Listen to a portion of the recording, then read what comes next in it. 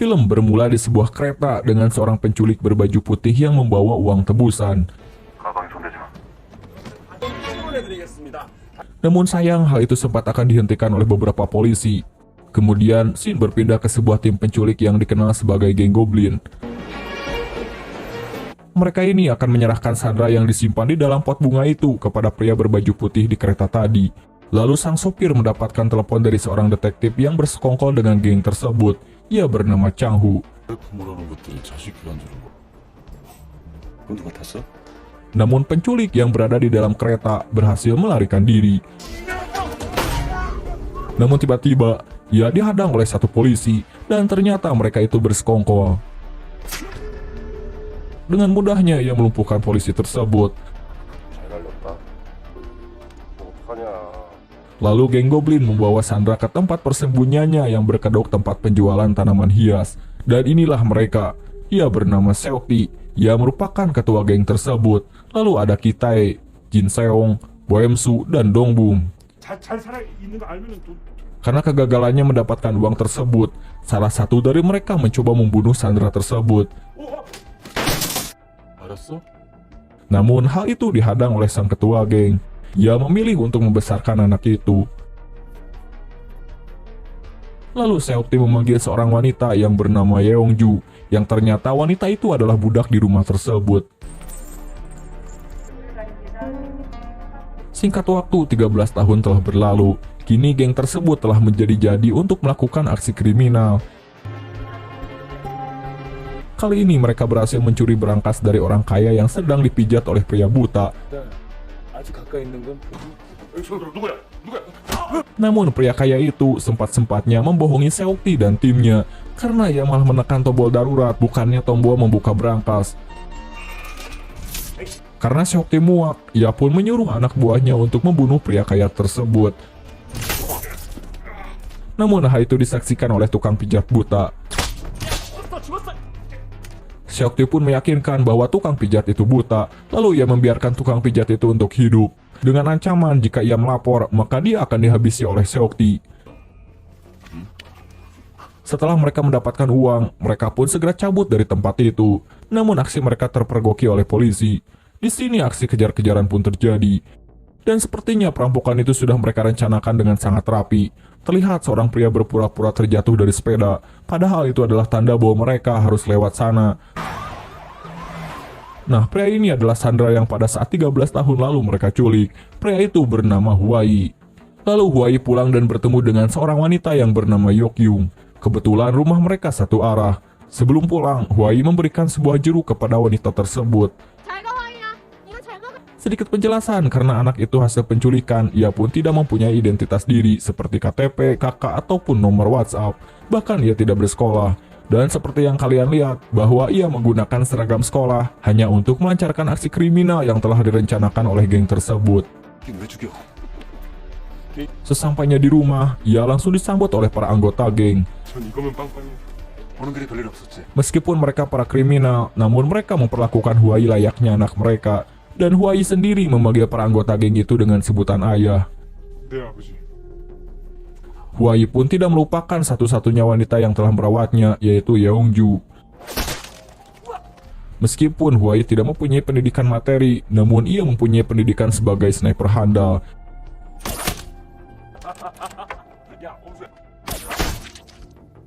Lalu salah satu anggota geng itu mendapatkan tugas dari seorang polisi korup yang selalu bekerja sama dengan mereka. Ia memberi tugas kepada geng Goblin untuk membunuh seorang pendeta yang bernama Hyung Taek. Alasan ia ingin membunuh pendeta tersebut karena rumah yang Hyung Taek tinggali enggan dijual kepada seorang pengusaha kaya yang bernama Seojin. Sementara itu, polisi berhasil menangkap tukang pijat buta yang pada saat itu menjadi saksi pembunuhan si pria kaya. Namun ia malah hulang-hulang karena takut dengan ancaman Seokti. Lalu seorang detektif handal menghampirinya dan mencoba untuk membongkar apa yang disembunyikan oleh pria buta tersebut. Tak butuh waktu lama, ia berhasil menguak informasi dari pria buta itu. Lalu polisi korup itu memberi sinyal kepada salah satu anggota geng bahwa ia telah tertangkap oleh polisi.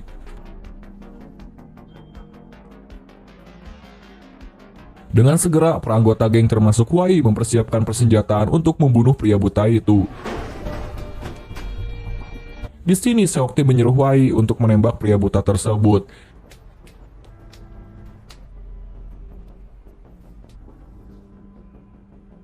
Karena ini pertama kalinya ia akan membunuh orang, ia pun gugup serta cemas sampai-sampai muncul sesosok monster yang membuat aksi itu gagal. 먹을 거 없어. 그냥 돼지 머리. 쏴.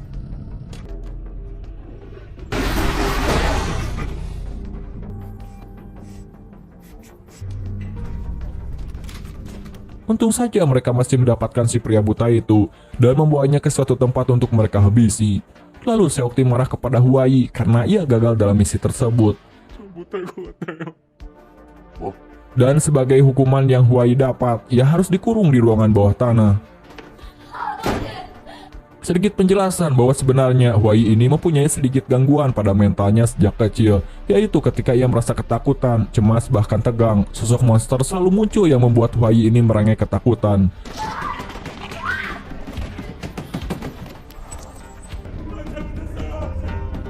Setelah mereka beres mengubur jasad pria buta ini, kini si polisi korup menghampiri mereka. Tujuannya untuk membahas terkait misi pembunuhan terhadap Hyung Taek. Ia pun membawa sekoper uang untuk pembayarannya. 성금 30%야. 공사 때문에 보는 눈도 많고 임영택이 밀어넣어. Keesokan harinya, mereka pun melancarkan aksinya untuk membunuh Hyung Taek. Namun kali ini Huai harus ikut dalam misi tersebut. Ia harus membuka jalan untuk timnya itu.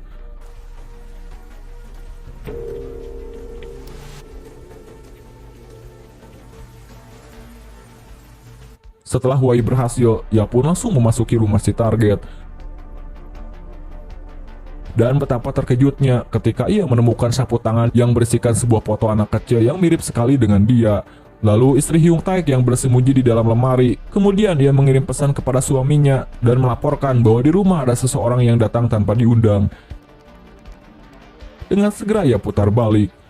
Kemudian Huai menemukan Kim Seung-ja yang sedang bersembunyi. Namun ia tidak melaporkan hal itu kepada yang lainnya. Bahkan ia malah melepaskan wanita tua tersebut, sampai-sampai ia dikejar oleh salah satu geng goblin. Dan untungnya ada dua pria yang menolong Kim Seung-ja. Namun naas, salah satu pria itu harus tewas setelah dihajar oleh Beom-su. Selang beberapa menit, Hyung Taek datang dan ketika ia masuk, ia langsung dihajar. Dan akibat kelalaian Huai soal melepaskan Kim Hyung-ja, Huai lagi-lagi harus dihukum. Dan kali ini hukuman dia adalah membunuh Hyung Taek. Awalnya dia tidak bisa, tapi karena paksaan yang menekan dirinya, ia pun menembaki Hyung Taek dengan sangat brutal.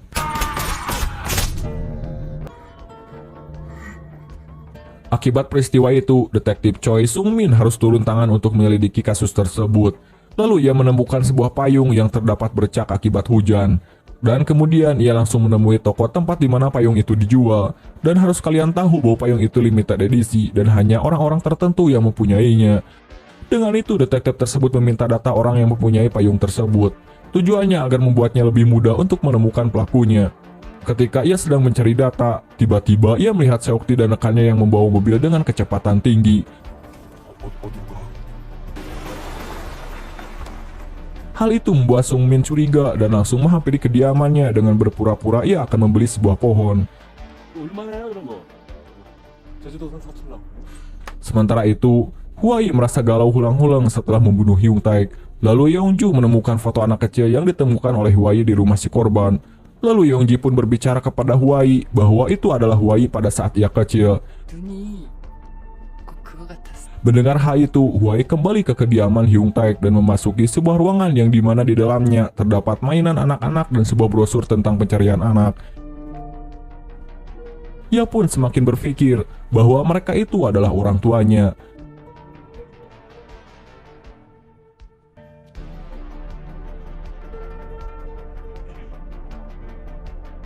Ketika ia turun, ia terkejut karena ia menemukan Kim Seung-ja sedang melakukan gantung diri di ruangan tempat Huai menghabisi Hyung Taek. Akibat hal itu, Seokti dan kawan-kawan mencari keberadaan Huai. Dan ternyata ia sedang bersembunyi di ruang kantor. Tidak lama ia langsung menanyakan tentang anak yang ada di dalam foto tersebut kepada Jin Seong. Namun ia tidak memberitahunya dan malah mengelak. Karena kesabaran Huai sudah habis, dia pun menembak Jin Seong yang sudah dianggap sebagai ayah. 정말 내려다!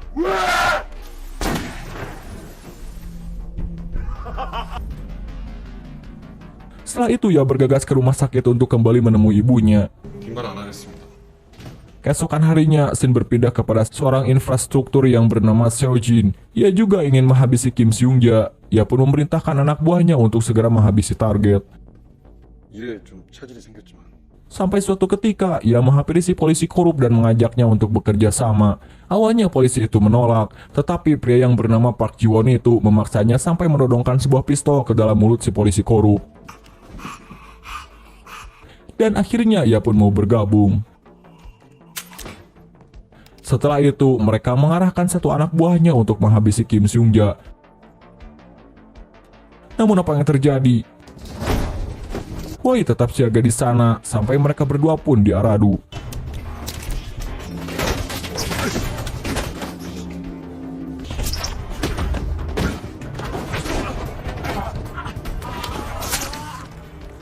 Singkat cerita, Huai pun berhasil membunuh anak buah Park Ji-won.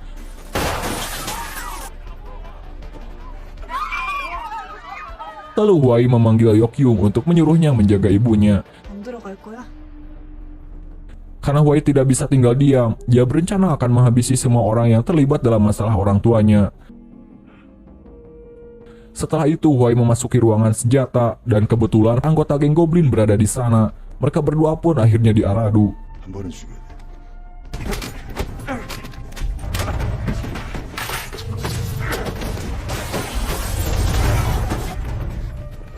Singkat waktu, Huai pun berhasil kabur dan membawa sebuah senapan.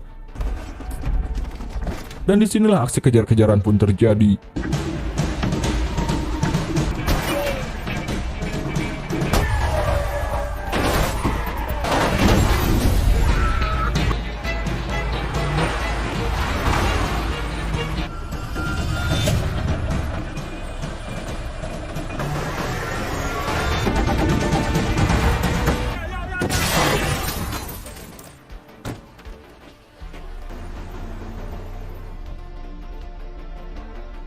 Setelah Huai lepas dari kejaran mereka, ia langsung menelepon Seokti untuk menjemputnya. 저참에 데려갔다.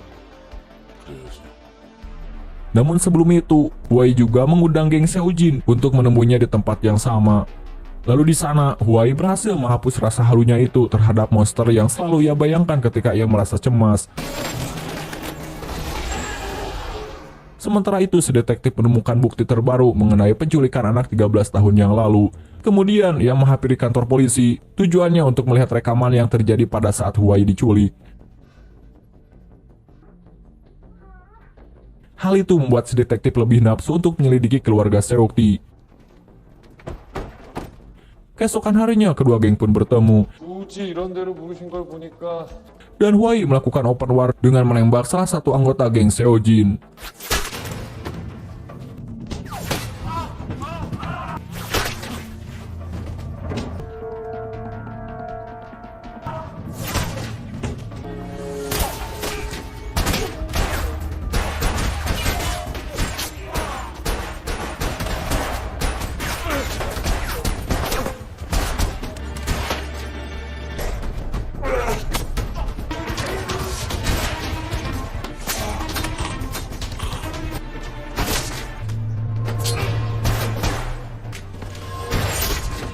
Setelah perang selesai, mereka pun mati satu persatu termasuk King Taek yang berusaha menghentikan Huai.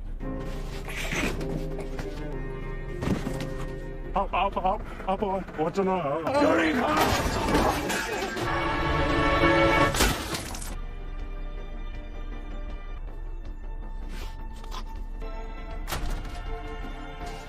Ia harus tewas setelah terjatuh dari ketinggian kurang lebih 20 meter. Setelah itu, polisi korup mengabari Seokti untuk segera menghampiri rumah sakit, karena Kim Seung Ja telah diamankan.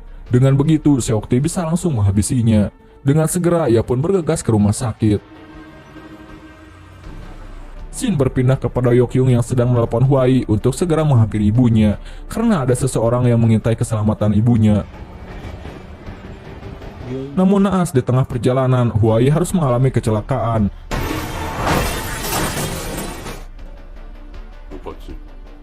Sementara di tempat lain, si detektif yang kembali datang ke kediaman Seokti, ia pun menceritakan sebuah kisah dan latar belakang Seokti kepada Yongju. 이용주 씨 맞죠?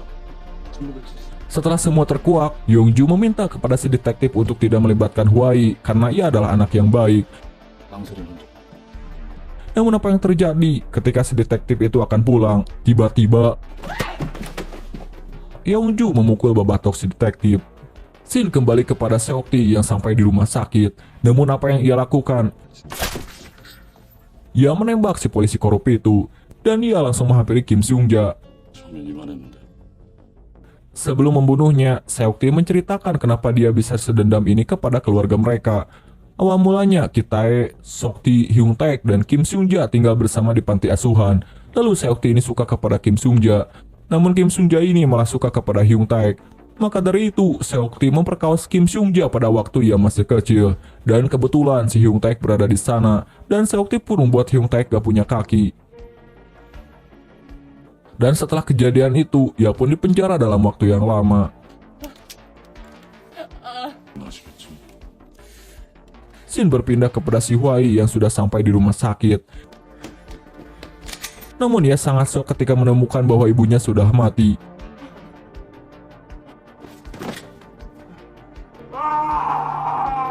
Sementara di tempat lain, Seokti sedang menyiksa kembali si Yeongju. 뭘 더 바라볼 게 있어서 여기에 있는 거야? 같이 도망가. Saat sedang menyiksa Yeongju, untung saja Hwai datang dan tiba-tiba si detektif tadi muncul mencoba menghentikan mereka. Namun naas. Dan bisa kita lihat di sini betapa sayangnya Seokti kepada Hwai ini. 이제 다 끝났다. Dan akhirnya Seokti pun harus tewas setelah Hwai menembakinya.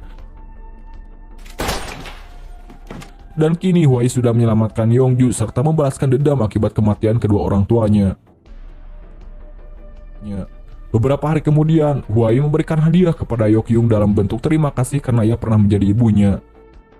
Setelah itu, Hwai menghabisi Seojin yang merupakan dalang dari semua pembunuhan kedua orang tuanya. 저야 좋죠. 이런 분하고